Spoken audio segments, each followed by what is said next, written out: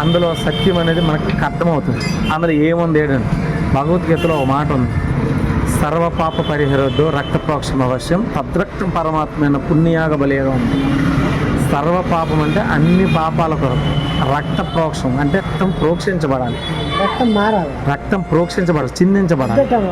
తద్రక్తం అంటే ఆ రక్తం పరమాత్మ పరమాత్మ అంటే పైన ఆత్మ కలిగిన దేవునిదై ఉండాలి అని ఉంటుంది. అది ఎవరు తెలుసా?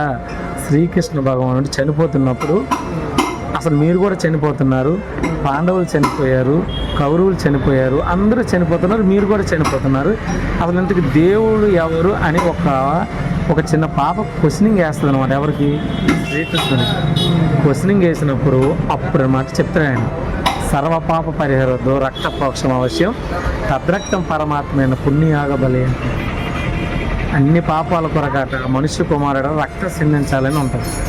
దాంట్లోంది యాజ్ టీజ్గా భారతదేశంలో కొలిసినటువంటి దేవతలు కానీ ఏవైతే దేవుళ్ళు అనబడిన వారు వీళ్ళెవ్వరూ కూడాను రక్తం సిందించి ప్రాణం అర్పించినట్టుగా ఒక ఏసు తప్ప ఎక్కడ కనబడలేదు నాకు. అందుకే నేను ప్రభుని నమ్ముతాను. అంతే తప్ప కానీ ఎవరిని కించపరిచి మా దేవుడే గొప్ప, మీ దేవుడు గొప్ప కాదని ఎవరిని కూడా మేము చెప్పనమాట. ఎందుకంటే మేము సత్యం తెలుసుకున్నాము, సత్యాన్ని అనుసరించి ముందుకు తీస్తాము. అది ఓకేనన్నా. ఏం పేరండి మీ పేరు? రవి గారు.